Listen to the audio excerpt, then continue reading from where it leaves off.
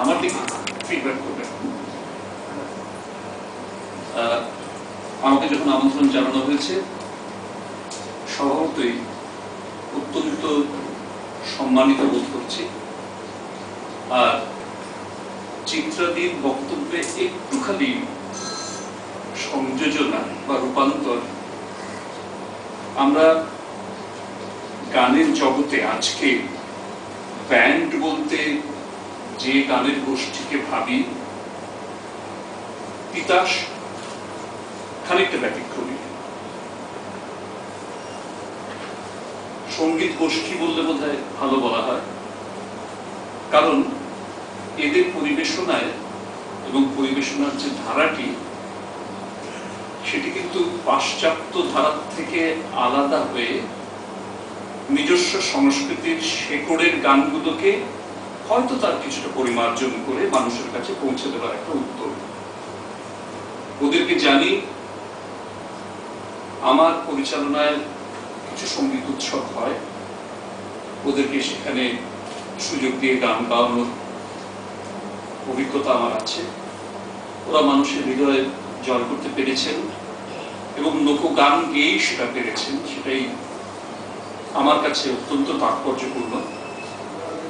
আর আজকের এই বাংলার সাংস্কৃতিক জগতে প্রবাহ যেদিকে, ঠিক সেইখানে কেবল লোকগানের একটি সংকলন নিয়ে এটি সিডি প্রকাশের মাধ্যমে আমাদের সকলের ধন্যবাদের পাত্র হয়ে উঠেছেন প্রাইম মিউজিক এবং তার প্রতিনিধি দেবরাজ বাবু, যুক্ত আছেন এই উদ্যোগের সঙ্গে। বিভিন্ন সময়ে বিভিন্ন কোম্পানি তৈরি ছিলেন। আমার মূলত যে ভাবনাটি এবং যে কারণে ওদের ডাক উপেক্ষা করা যায়নি, তা হলো, আপনারা নজর করে দেখবেন, যতগুলি গানের ধারা রয়েছে তার মধ্যে এখনো কিন্তু নিজের স্বকীয়তা রেখে ওই গ্রহণ বর্জনের যে রীতি, তার মধ্যে দিয়েও হয়তোবা জোয়ার মাঝে মাঝে ভাটায় পরিণত হয়, কিন্তু তীর তীর করে সেই স্রোতটি বইতেই থাকে এবং সেই নিজস্ব স্রোতটি হলো বাংলা লোকগানের স্রোত, যা মানুষের সুখ দুঃখ, বিরহ, ব্যথা, আশা, আকাঙ্ক্ষা, প্রতিবাদ, সংগ্রাম সবকিছুই জানিয়ে দেয় এবং চলমান একটি সাংস্কৃতিক প্রবাহ, যেটি আমার সমাজকে উন্মোচিত করে মানুষের কাছে। তাদের প্রতিনিধি হয়ে এই গানের দল যখন আসেন, অদ্বৈত মল্লবর্মণের তিতাস একটি নদীর নাম আমরা সবাই জানি, সেখানে একটু সংযোজন করে আমি বলি তিতাস একটি গানের দলের নাম। এদের আগামী দিনগুলি জোয়ার নিয়েই আসুক, এই নদীতে জোয়ার আনবে ওদের গান, বাংলার সংস্কৃতিতে জোয়ার আনবে এরকম আরো সঙ্গীত গোষ্ঠীর পরিচালনায় বাংলার নিজস্ব গান। এবং আগামী দিনগুলিতে আমরা পথ চেয়ে থাকবো আমার অনুযোগী সঙ্গীত গোষ্ঠী যারা, তারা ধীরে ধীরে আমরা যে স্বপ্ন দেখতে শুরু করেছিলাম, আমাদের পূর্বসূরীরা যে স্বপ্ন দেখেছিলেন, সেই স্বপ্ন বাস্তবায়িত করবেন। এই বলেই আমার বক্তব্য শেষ করলাম। রুনুদা মানে উৎপলেন্দু চৌধুরী ভারী সুন্দর বলে গেলেন, তারপরে আর নতুন করে কিছু বলার নেই।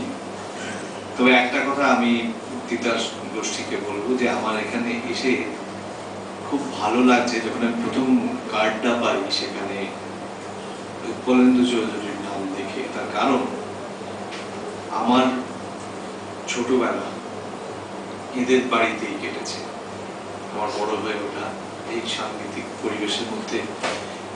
এবং আজকে যে আমরা ব্যান্ড নিয়ে বলি বা ব্যান্ডের কথা বলি, বহু বহু বহু বছর আগে, মানে আমার ছোটবেলায় আমরা এরকম ব্যান্ড হয়তো বলা হতো না, কিন্তু লোকভারতী বলে একটি গোষ্ঠী তৈরি হয়েছিল, যার প্রযোজনায় অসাধারণ অসাধারণ সব গীতিনাটক মঞ্চস্থ হয়েছিল। আমার দেখা মলুয়া বলে একটি গীতিনাটক, যেখানে নির্মলেন্দু চৌধুরী নিজে অভিনয় করতেন। তো এই প্রয়াস কিন্তু অত বছর আগে থেকে শুরু হয়েছে। তা আজকে তিতাস এই গোষ্ঠী যে রুনুদাকে ডেকে এনেছে, এটা আমার ভীষণ ভালো লাগলো। একটাই তার প্রমাণ, তার কারণ হচ্ছে বোঝা যাচ্ছে যে এই তিতাস গোষ্ঠী একটু ব্যতিক্রমী কিছু করতে চায়, ব্যতিক্রমী প্রয়াস কিছু করতে চায়। তাদের সেই প্রয়াস সাফল্যমণ্ডিত হোক। ধন্যবাদ জানাই প্রাইম মিউজিককে এরকম একটি প্রয়াসে সামিল হওয়ার জন্য। আমি তিতাসের আন্তরিক শুভকামনা। খুব আনন্দের দিন, কেন এই দিনটার জন্য অনেকদিন ধরে অপেক্ষা, এত লড়াই। প্রাইম কোম্পানি আমাদের সঙ্গে, প্রাইম মিউজিক আমাদের অনেক সাহায্য করেছেন, আর আমার সঙ্গে যারা আছেন তাদের সাথে একই জায়গায় বসে আছে, এটা আমার কাছে এর থেকে গর্বের বিষয় বোধ আর কিছু নেই। পাশে যারা রয়েছেন সবাই স্বস্বভাবে রয়েছেন।